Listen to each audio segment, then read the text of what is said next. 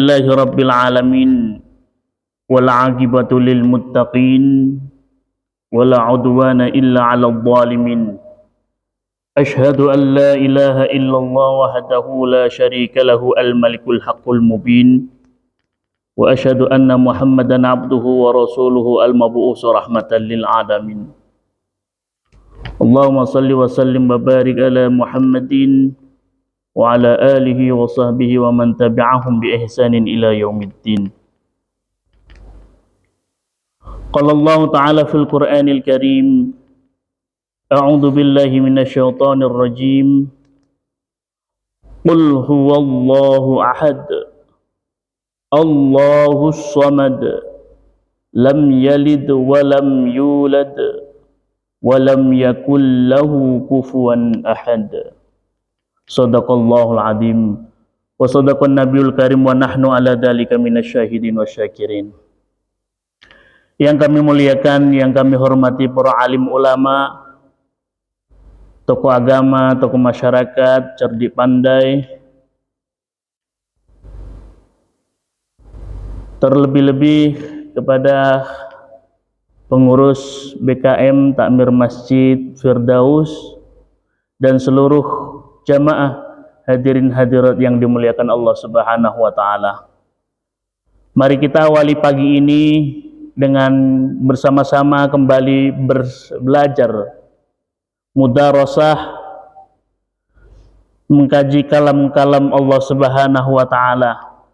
Dan mari kita awali dengan menyampaikan surah Al-Fatihah kepada sahibul kitab dan kepada para orang tua kita, guru-guru kita, masyayikh kita. Lahumul Fatihah. A'udzu billahi minasyaitonir rajim. Bismillahirrahmanirrahim. Alhamdulillahi rabbil alamin arrahmanir rahim maliki yaumiddin. Iyyaka na'budu wa iyyaka nasta'in ihdinas siratal mustaqim. Shiratal ladzina an'amta 'alaihim ghairil maghdubi 'alaihim waladdallin. Amin. Bapak Ibu hadirin hadirat yang dimuliakan Allah Subhanahu wa taala. Sebelum kita mengkaji lebih lanjut pada pagi hari ini, kajian kita adalah membahas tentang tafsir surah Al-Ikhlas. Mari kita bersama-sama membaca surah Al-Ikhlas. Setelah bacaan kami, A'udzu billahi minasy syaithanir rajim.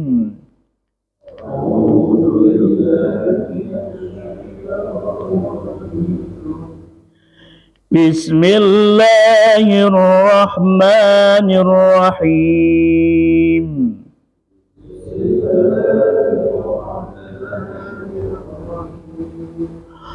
Qul huwallahu ahad,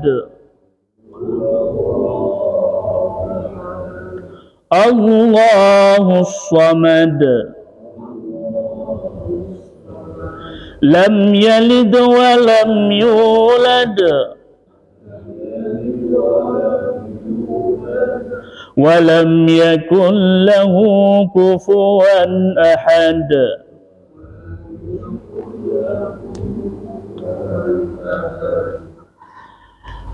Bapak Ibu hadirin hadirat yang dimuliakan Allah, pagi ini kita akan membahas surah Al-Ikhlas. Sebagai informasi awal tentang surah ini adalah nama lain dari surah Al-Ikhlas itu banyak sekali. Di beberapa tafsir juga disebutkan, tafsir As-Sawi, lalu tafsir Al-Wajiz, ya, tafsir Al-Misbah, dan tafsir yang lainnya Ibnu Katsir. Nama lain dari surah Al-Ikhlas diantaranya, bahkan ulama ada yang menghitung kurang lebih ada 20 nama lain dari surah Al-Ikhlas. Apa saja? Ada yang menamainya At-Tafrid, pengesaan Allah. Lalu ada at-tajrid, menafikan segala sesuatu yang ada sekutu bagi Allah Subhanahu wa taala. Ada yang menamainya dengan surah An-Najat, keselamatan dunia dan akhirat. Ada yang menamainya Al-Wilayah, kedekatan kepada Allah Subhanahu wa taala. Lalu nama lainnya lagi Al-Ma'rifah, pengetahuan tentang Allah Subhanahu wa taala. Karena memang surah ini membahas tentang sifat-sifat keesaan Allah Subhanahu wa taala. Lalu Al-Jamal, keindahan Allah Subhanahu wa taala. Qashqashah, penyembuhan dan kemusyrikan. Karena ayat ini juga menampik tuduhan-tuduhan atau prasangka-prasangka dari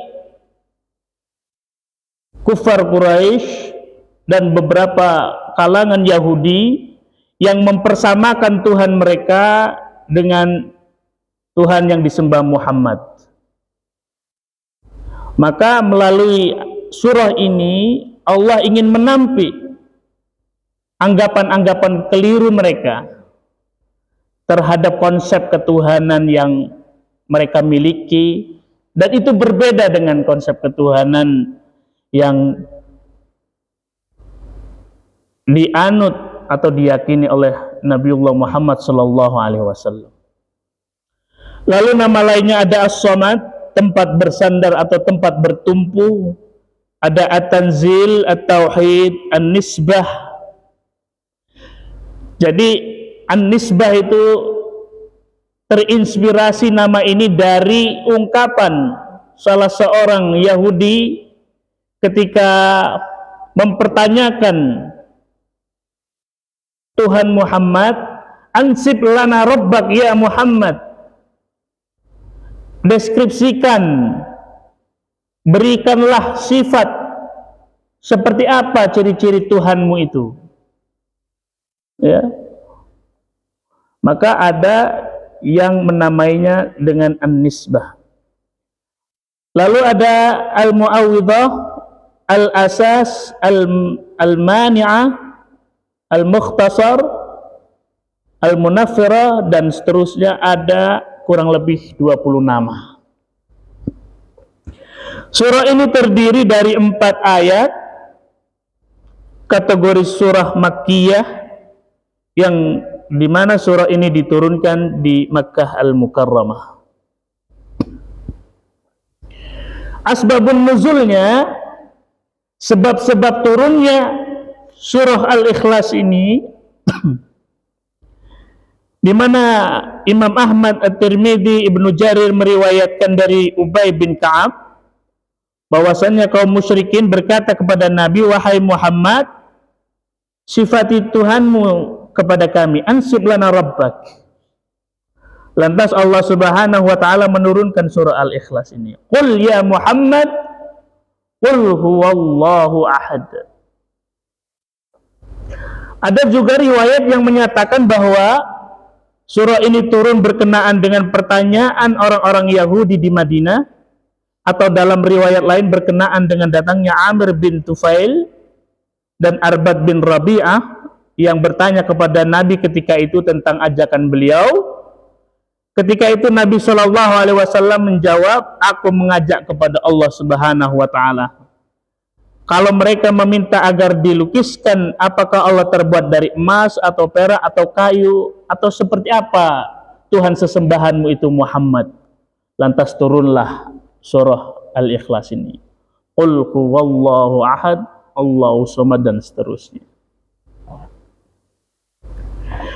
Karena memang pada wahyu-wahyu pertama yang diturunkan, Al-Quran menggunakan kata Rabbuka, ya.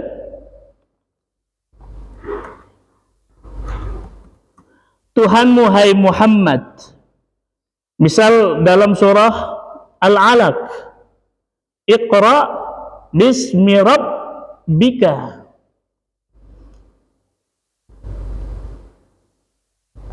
Surah atau ayat-ayat pertama yang diturunkan tidak menyebutkan kata Allah, ya, tapi menyebutkan kata Rabb. Begitu juga dalam surah Al-Mudaththir, ya.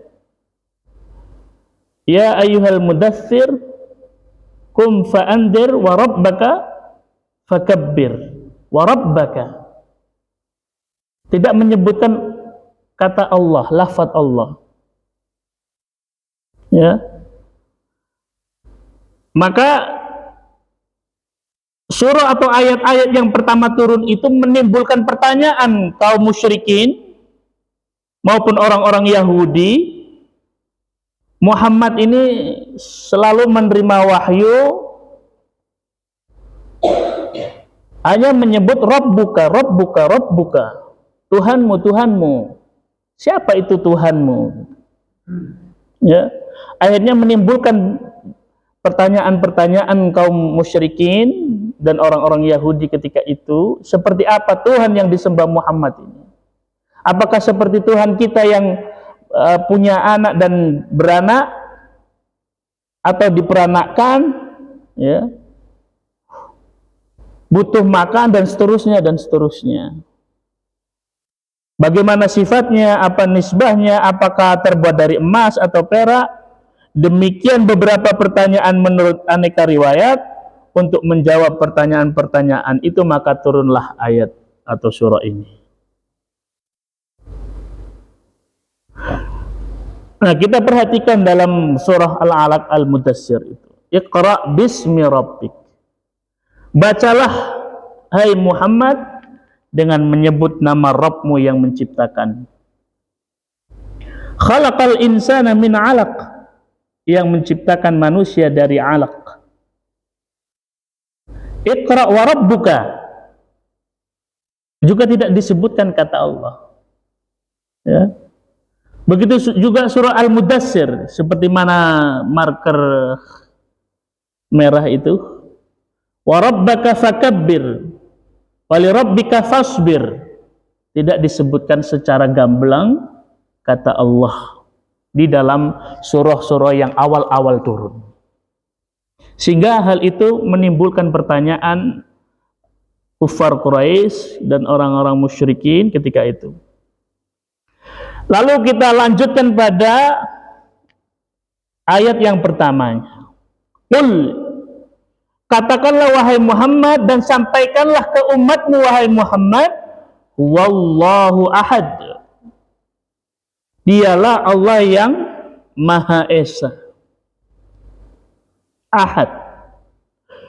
Huwa dalam bahasa Arab itu artinya dia.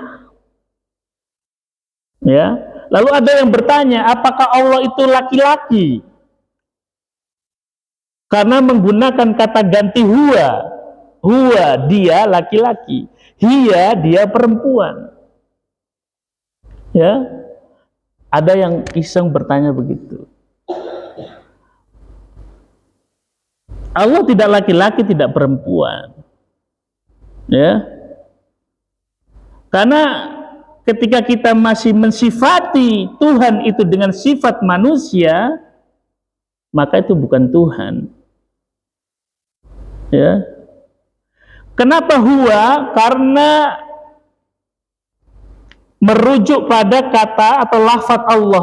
Lafaz Allah itu bentuknya laki-laki. Dalam bahasa Arab, setiap kata yang di akhirnya tidak ada tak marbutah secara umum, maka itu adalah kata benda laki-laki. Contohnya kitabun, buku. Kata benda apa? Laki-laki, mudzakkar namanya. Ya. Maktabun, meja. Kata maktabun di akhir katanya tidak ada tak marbutohnya, berarti itu adalah kata benda laki-laki. Begitu juga dengan halnya lafaz Allah.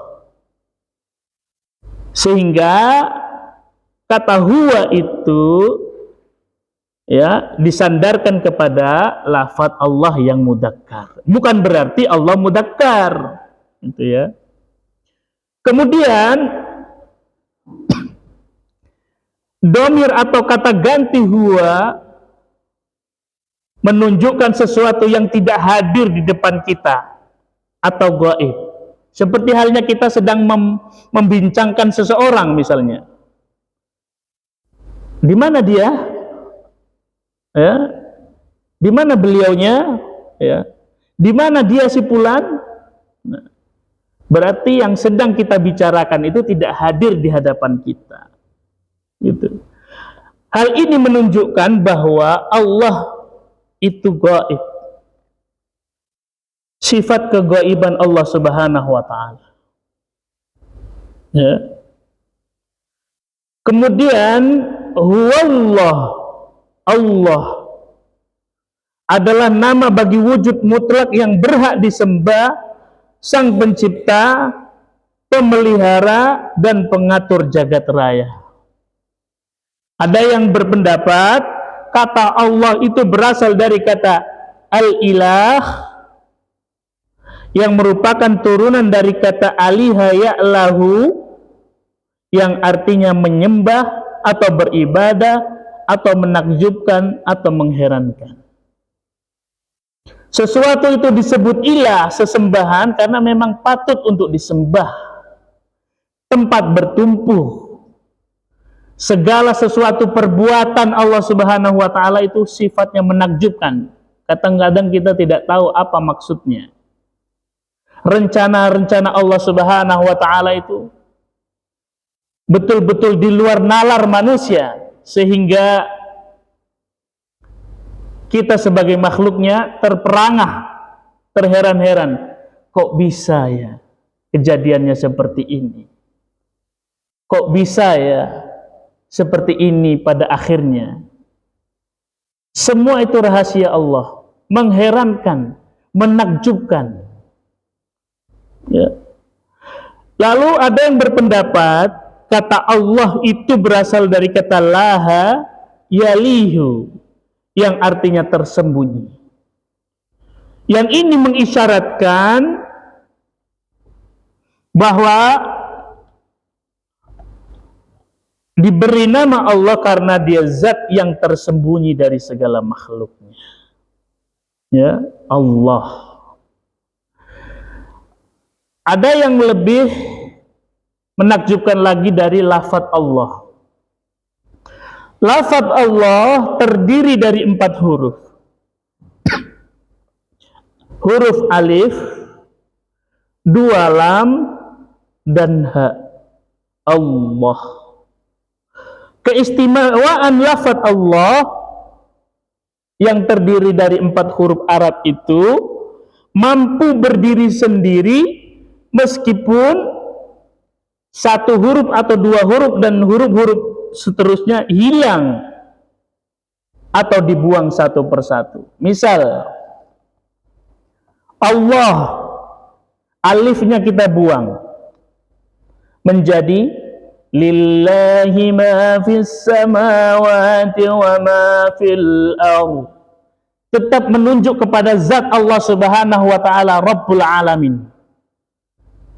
Milik Allah lah, bagi Allah lah, kepunyaan Allah lah segala apa yang ada di langit dan yang ada di bumi. Lalu misalnya kita buang alif dan lam yang pertama. Lahu mulkus samawati wal ardh. Tetap menunjuk kepada zat Allah yang Maha Esa. Baginya lah kepunyaan apa-apa yang di langit dan apa-apa yang ada di bumi. Ya.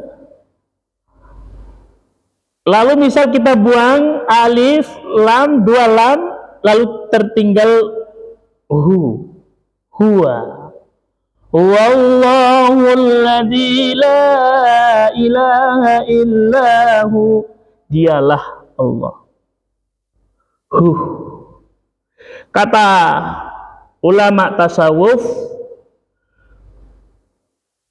ungkapan atau kata hu itu adalah ungkapan yang paling dekat dengan manusia, apalagi ketika ia berkeluh kesah,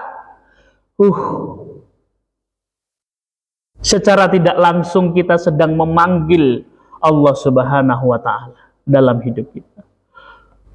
Ya Allah Gusti, misalnya, ya, itu ungkapan atau kata lafaz seringnya manusia berkeluh kesah, merasa hampa hidupnya, sedang ditimpa musibah, cobaan yang berat, lalu keluarlah lafaz itu,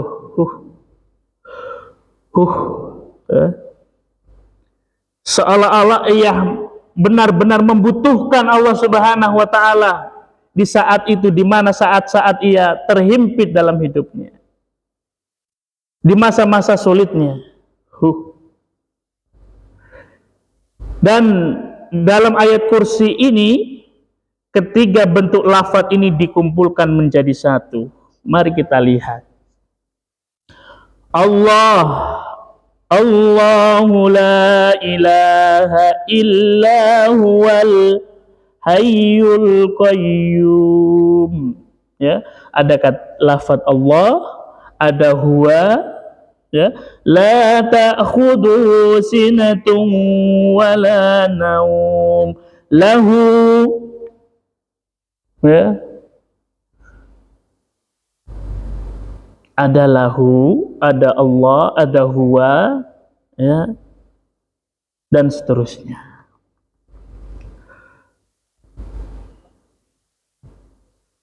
Selanjutnya kata ahad. Ahad atau yang biasa kita terjemahkan dengan esa, berbeda dengan kata wahid yang artinya satu, maknanya satu. Kata ahad hanya digunakan untuk sesuatu yang tidak dapat menerima penambahan, baik dalam benak kita maupun dalam kenyataan. Ya, ahad. Allah itu ahad, esa, tidak ada dua, tiga, dan seterusnya, tidak berbilang. Tetapi kata wahid, satu, itu menerima penambahan atau bilangan selanjutnya, wahid, isnan, thalatha, arba'ah, khamsa, dan seterusnya, satu, dua, tiga. Ya. Contohnya misal ada kalimat tak seorang yang datang. Tak seorang yang datang. Artinya yang datang bisa 2 orang, 3 orang, 4 orang, atau banyak orang. Tetapi ketika kita katakan tak seorang pun yang datang, ya, berarti tidak ada yang datang. Ya, tidak ada yang datang satu orang pun. Ya, berbeda tak seorang yang datang dan tak seorang pun yang datang. Itulah perbedaan kata ahad dengan wahid. Ya, jadi founding father kita itu ketuhanan yang Maha Esa, itu luar biasa konsep itu. Ya, itu betul-betul dimanifestasikan, diterjemahkan dari surah Al-Ikhlas.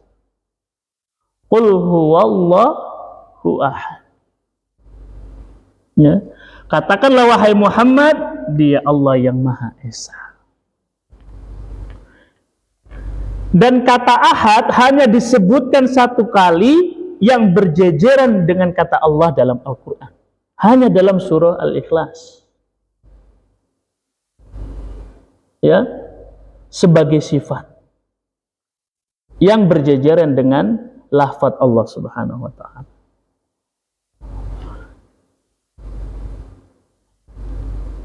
Selanjutnya ayat kedua, Allahus Samad. Ya, Allahus Samad. Kata as-samad dari kata bahasa Arab somada yang artinya menuju atau sesuatu yang tidak memiliki rongga. Ya, maknanya Allah Subhanahu wa taala adalah zat tempat bergantung seluruh makhluk. Tidak seorang pun yang tidak membutuhkan Allah Subhanahu wa taala di muka bumi ini, sedangkan dia tidak membutuhkan makhluknya. Ya. As-Samad. Yang uniknya dalam bahasa Arab, kata As-Samad itu beralif lam, yang artinya dia adalah kata ma'rifat. Ya. Kata yang sudah diketahui maksudnya. Artinya sifat tersebut bisa disandarkan atau tumpuan harapan itu bisa kepada Allah, manusia, dan apapun. Dan Allah benar-benar memahami makhluknya bahwa dalam hidup ini, kehidupan manusia, kadang manusia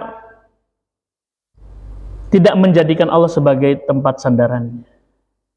Ada yang menjadikan tempat sandarannya adalah hartanya, jabatannya, posisinya, ya, dan lain sebagainya. Atau karib kerabatnya, ordalnya, misalnya gitu, orang dalamnya, dia bertumpu kepada selain Allah Subhanahu wa taala. Ya.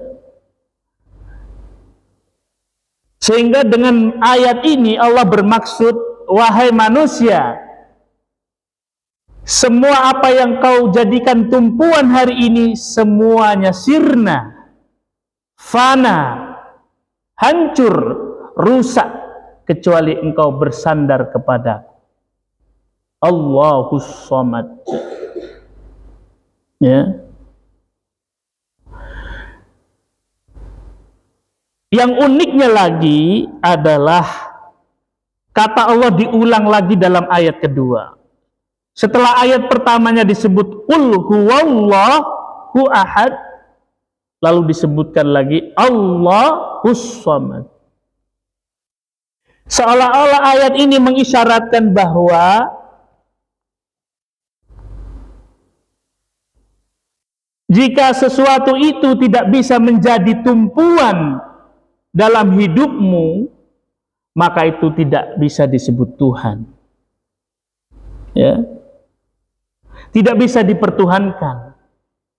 Jika sesuatu itu tidak menjadi tumpuan sepenuhnya dalam kehidupanmu. Ya. Sehingga apa atau siapa yang dapat menjadi tumpuan sepenuhnya dalam hidup kita? Allah. Allah tempat bertumpu, tempat bergantung, tempat bersandar. Ya, kenapa? Karena ketika kita bersandar kepada selain Allah akan rubuh. Ya, ya, akan rubuh, hancur, rusak. Ya. Karena menggantungkan tumpuan harapan hidup kita kepada makhluk. Itu. Bapak Ibu hadirin hadirat yang dimuliakan Allah Subhanahu wa taala. Selanjutnya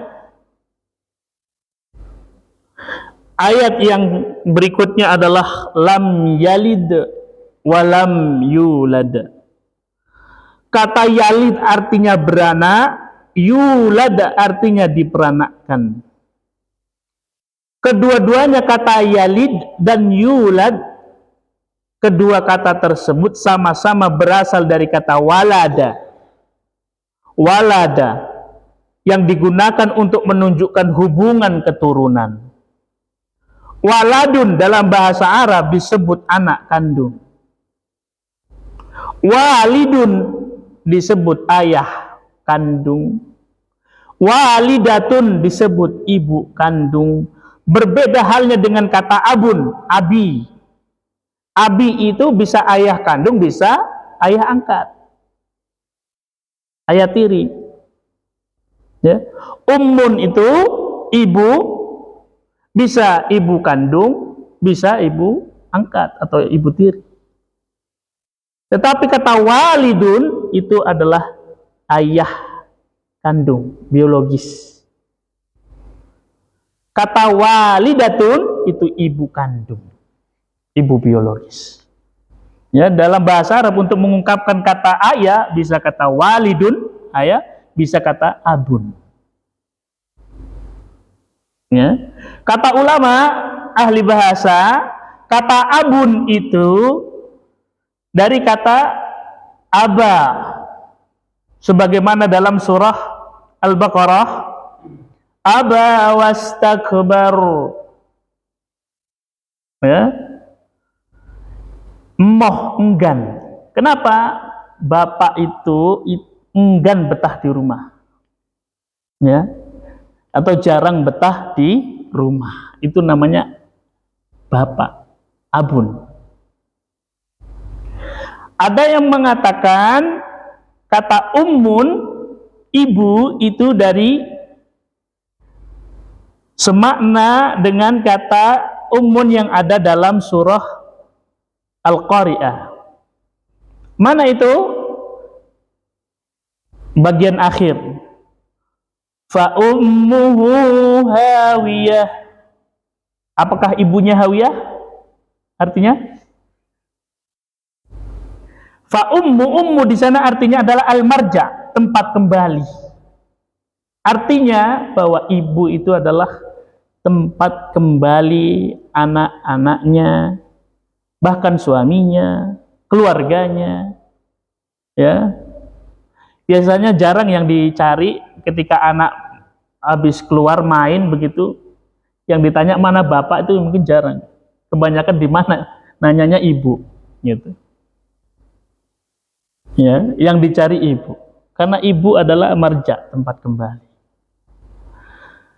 Bapak Ibu hadirin yang dimuliakan Allah, anak dibutuhkan oleh makhluk berakal untuk melanjutkan eksistensinya atau untuk membantunya, sedangkan Tuhan kekal selama-lamanya dan tidak memerlukan bantuan.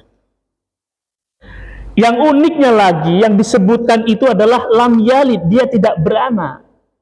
Hal ini mengisyaratkan bahwa dahulu konsep-konsep ketuhanan masa jahiliyah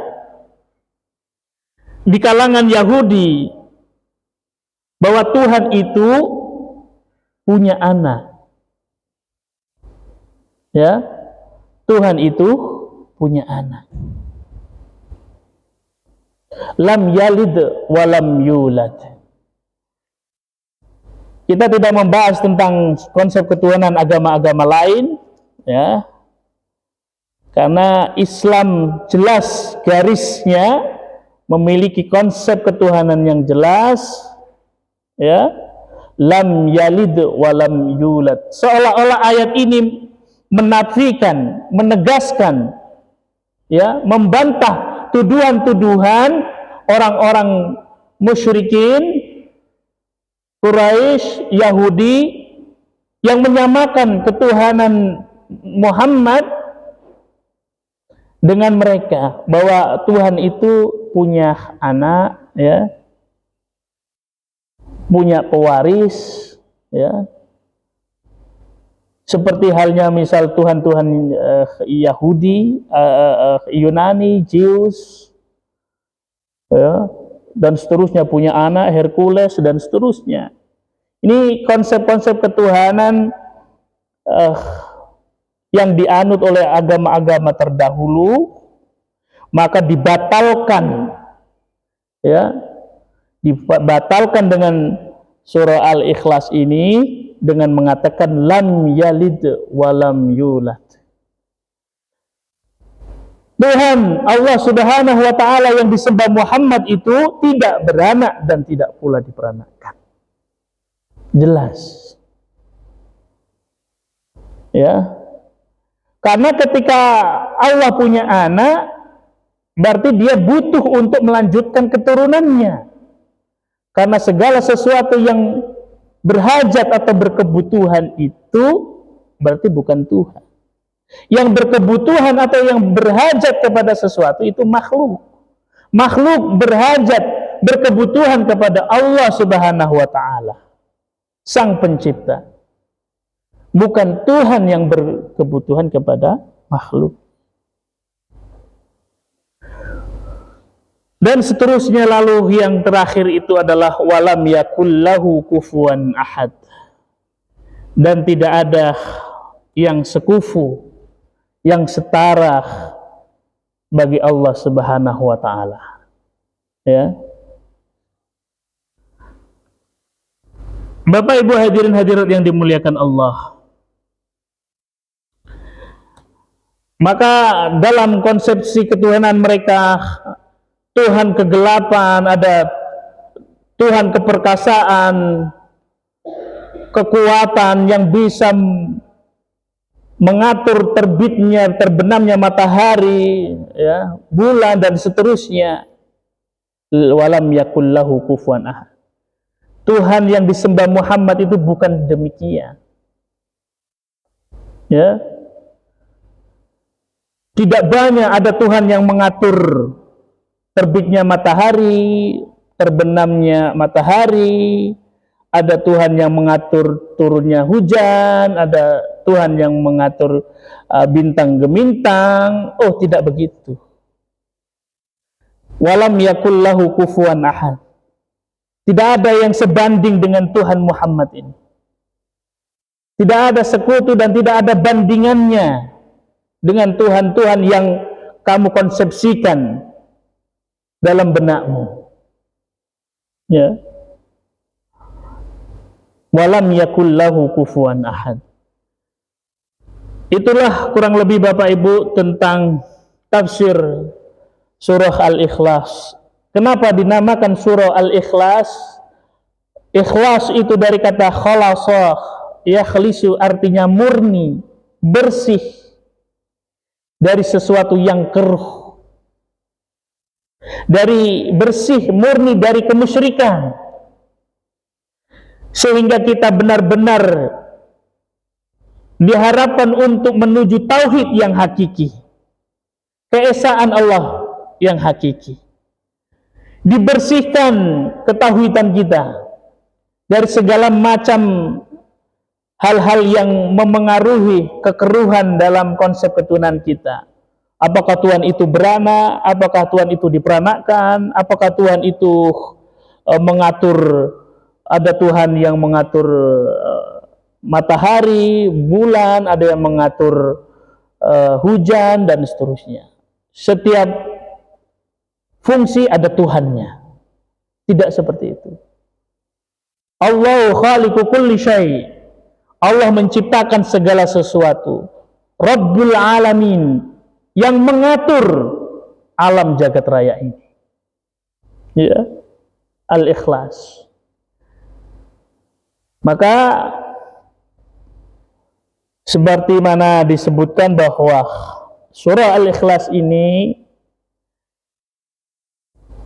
ketika orang membacanya, salah satu fadilahnya adalah sama halnya dia membaca sepertiga Al-Quran, sulusun minal Quran. Ya. Qul huwallahu ahad.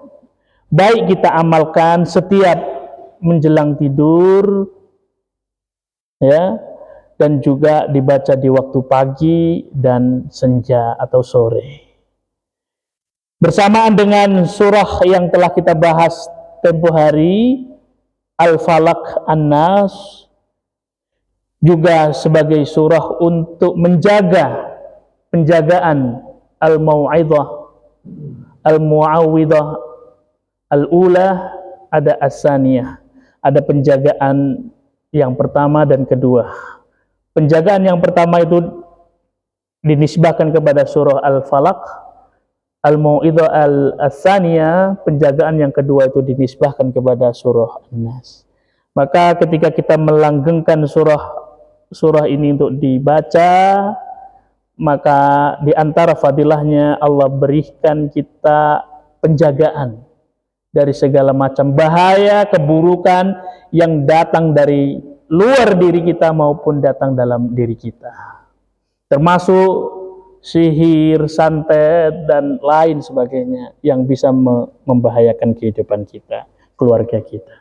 Mudah-mudahan kita semua diberikan Allah Subhanahu wa taala kekuatan, kesehatan, sehat walafiat, keberkahan, terutamanya nikmat iman, Islam, dan ihsan, sehingga kita senantiasa istiqomah mengkaji dan menggaji kalam-kalam ilahi ini. Sedikit demi sedikit kita senantiasa menjaga istiqomah. Al-istiqomah khairum min al-fiqaramah. Istiqomah itu lebih baik daripada 1000 kemuliaan atau karomah. Demikian Bapak Ibu, kami kurang lebihnya mohon maaf. Wal afu minkum. Wallahul muwaffiq ila aqwamit thoriq. Billahi taufiq wal hidayah. Assalamualaikum warahmatullahi wabarakatuh.